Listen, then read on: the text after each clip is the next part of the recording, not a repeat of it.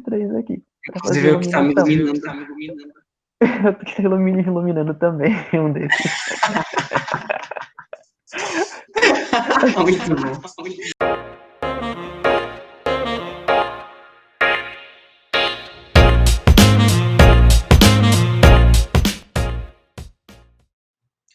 Assim como em outros setores, a produção cinematográfica parou nos últimos meses, mas a imaginação e o processo criativo não. Estudantes do curso de produção audiovisual da UNO-Chapecó se encaixam nesse quesito. Estão adequando roteiros, inclusive foram contemplados no edital da Revirada Cultural aqui de Chapecó. Para falar sobre esse momento, no Assim Desse Jeito Desconectado, conversa hoje com um dos diretores do curta-metragem Solo, Cauê Veloso. Seja bem-vindo, Cauê. Olá, obrigada. E começar dizendo que o nome do filme é Solo, não é o Cauê que veio solo. É São o dois nome do filme. diretores. Mas também, né, Cauê? Como que tu tá? Eu tô bem, eu tô. Estamos lidando, né, com todo o processo aí de pandemia, uma coisa nova, né? A gente se adapta, né? O que dá Sim. pra fazer. Adaptação é a palavra do ano. E eu estou super Uhum. enjoado dessa palavra, inclusive. Para começar, Cauê, eu vou te perguntar para você fazer uma sinopse. Para você, de fato, para você falar um pouco sobre o filme, como se fosse uma sinopse, para a gente ter esse ponto de partida. A gente sabe que o filme se chama Solo, mas do que se Uhum. trata? Então, o Solo, ele é um filme curta-metragem, né, de ficção científica. Ele se passa num futuro, um futuro não tão distante. Ele vai contar a história de Léo, que é um rapaz que trabalha com fotografia. Em casa mesmo, ele trabalha para uma empresa chinesa e nisso ele segue uma vida rotinada, uma rotina muito regrada, assim. Ele é aquela pessoa assim que acorda e bota um pijama e depois, quer dizer, ele tira o pijama, né? Depois ele se veste para trabalhar, ele bota uma roupa social para trabalhar em casa, né? Aí ele tem hora para comer, tem hora para dormir, tem hora para fazer isso, tá? Ele faz umas atividades durante o dia assim, super tudo na regra, assim. Até que ele percebe, né? Um dia ele acorda, ele vai no banheiro escovar os dentes, como de costume, e ele acaba tossindo sangue.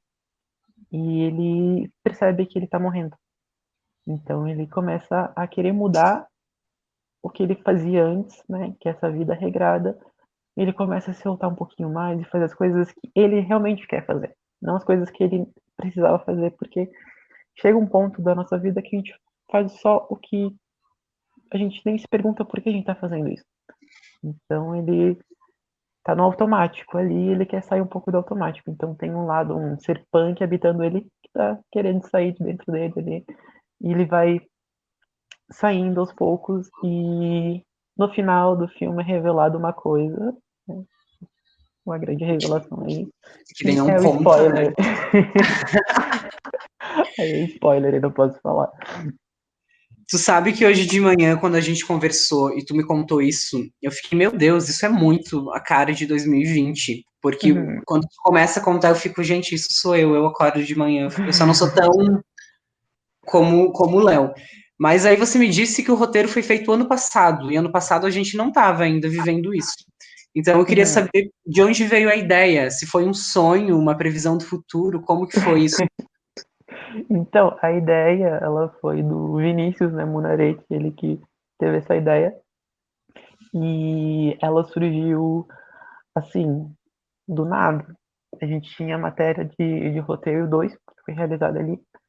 Era pra gente, cada pessoa criou um roteiro e ele teve essa ideia de fazer um menino solitário que mora sozinho e tá isolado. Posso dizer que ela partiu de inspirações de algumas obras audiovisuais. Uma série que foi inspiração também para a criação do roteiro foi Dark, a série da Netflix. Então, tem essa inspiração assim. Mas Uhum. depois disso, a gente, né, depois que a gente selecionou o roteiro, eu ajudei ele a criar algumas coisas também no roteiro.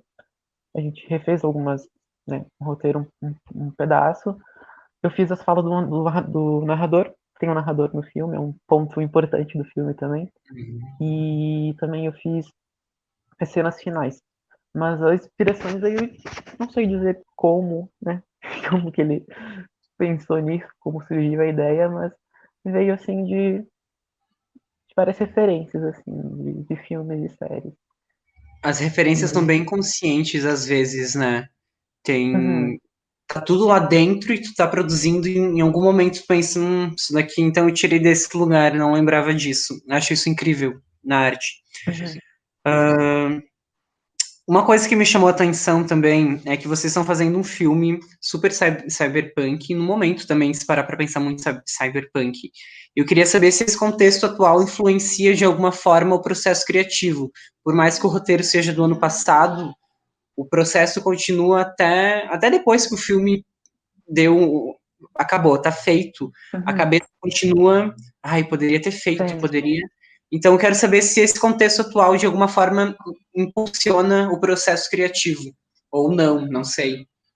Ele acaba influenciando de um jeito, assim, que, por exemplo, a gente pode, pode escolher, né, como tratar o filme de uma maneira, assim, do ponto de vista da pandemia, né? Como a gente pode abordar. Então, tipo, alguns polimentos, digamos assim, a gente vai polindo o roteiro, né? Depois que a gente escolheu ele, a gente foi polindo ele nessa situação. Então, acabou influenciando algumas coisas, sabe? Algumas cenas, alguns objetos que teriam, né? Alguma coisa assim, mais detalhes, assim. A história em si, assim, continua a mesma, né? Mas como todo filme, né? Ele sempre vai ter muitos detalhes, né? E são esses detalhes, assim, que acabam mudando, assim, a história. E, de certa forma, a pandemia influenciou, né? Influenciou tanto na escolha de atores, né? Que é um ator só. A gente acabou influenciando, enfim, em vários aspectos, assim, mas a gente acabou dando, como é que é, né? Esqueci a palavra. Eu sempre. Acabou coincidindo isso daí. Foi uma coincidência enorme, mas a gente se adaptou também, né? Porque é o processo criativo, né? Quando a gente pega um roteiro, a gente ainda vai dar uma olhada nele, a gente vai polir ele até chegar num resultado final, né? E é tão Que legal sempre tá quando, produzindo. quando a vida imita a arte ou a arte imita a vida. Nesse caso, as duas Sempre, coisas, né? sempre. Achei interessantíssimas, uma imitando a outra, assim. E a ideia do filme também nasce dentro de uma matéria na universidade, né? Realização 2. E vocês submeteram o projeto num edital, que foi o Revirada Cultural, aqui de Chapecó, Isso. certo? Uhum. E eu queria saber como vocês descobriram do edital, quem falou, olha, escreve no edital, quem deu esse empurrãozinho, ou se foram vocês, como que foi? Então, a gente ficou sabendo pela nossa professora, a Daniela Farina, e ela é nossa orientadora desse projeto, né? Ela que está orientando a gente. A gente ficou sabendo com ela. Inclusive, né, a gente teve uma matéria anterior com ela que era produção executiva. Então, nessa matéria a gente aprende a fazer um projeto para escrever em editais. Então, super condizeu, né, com a situação ali. Daí a gente ficou Total. sabendo, mas assim, como é uma história um pouco engraçada, porque a gente não era para estar realizando a realização 2 tão cedo, né? Porque era para a gente estar entrando em processo de pré-produção agora. Mas acabou que, como a realização um por conta da pandemia, a gente não pôde fazer, a gente adiantou essa matéria ainda no primeiro semestre, né, de 2020. Então a gente fez a pré-produção ali e agora estamos indo para a produção de realização 2 agora, né? E no edital, quando a gente selecionou o projeto foi selecionado e tal, a gente foi numa quinta-feira e a gente tinha até segunda-feira para escrever, né? Que eu encerrava as inscrições. Já Então a ouvi gente essa correu para história em algum escrever. lugar. E daí Foi como na foi? correria. Ah, nossa, foi uma correria, assim, né? Tipo, a gente, pronto, selecionamos o roteiro, dividimos a equipe e agora vamos correr atrás, né?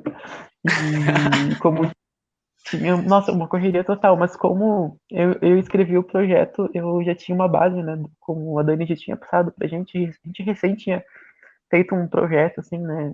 De, como trabalho, assim, então eu já tinha uma certa referência, sabe? Pra fazer. Então ainda tava no gás ali da produção ali do projeto e acabei escrevendo. Eu também queria te perguntar se não fosse o edital, se vocês não tivessem sido selecionados, o filme seria realizado com a mesma produção, ou seria diferente, menos verba, menos... Como que seria? Seria um pouco mais apertado, né, a gente fazer. Acho que teria um pouco menos de verbas para produção em vídeo, por exemplo, direção de arte, acho que a gente teria um pouco assim, menos investimento, sabe? A gente ia trabalhar mais com, vou trabalhar com o que tem, né? Mas ou coisa emprestada, em pegar as coisas, a gente não teria verba.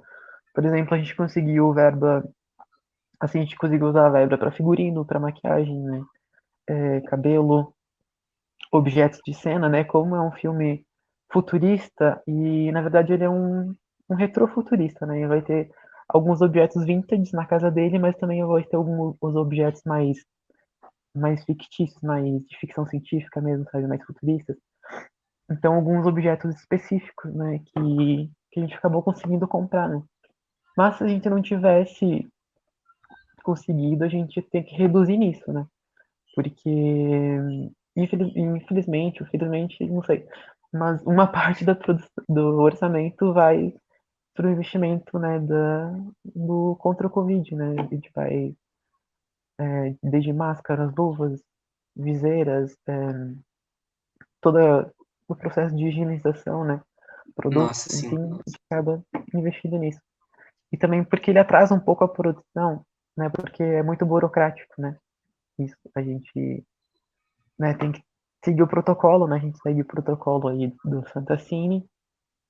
Então, como acaba atrasando, é um processo um pouco mais lento para produzir, não é tão rápido assim, acaba que as diárias aumentam, e se as diárias aumentam, a gente, né, tem alimentação, né? Tem que alimentar as pessoas da equipe, então, transporte, então um pouco mais, né? Mais diárias, um É pouco mais de muita gasto. coisa. Uhum, muita coisa. Você deu o link perfeito para as minhas próximas perguntas. Eu adoro quando isso acontece. Eu queria saber quantas pessoas estão na equipe, primeiro, e como foi organizar isso.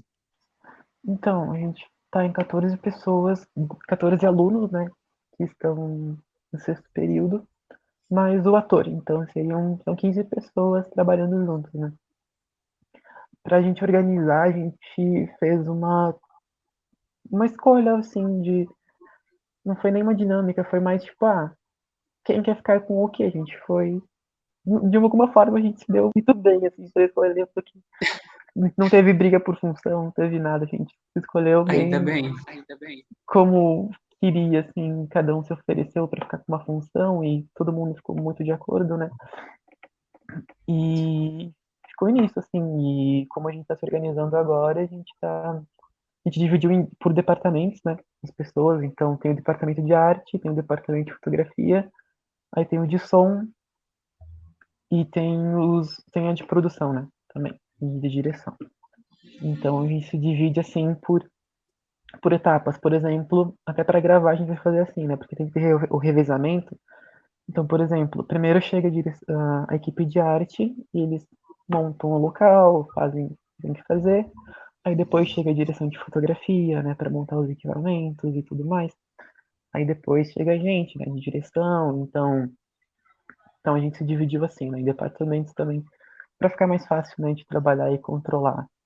Para finalizar, eu queria que tu falasse um pouco sobre a Três Olhos. É uma produtora independente que você montou com os amigos aí de Xaxim. Então, a Três Olhos, ela surgiu de um sonho comum, né?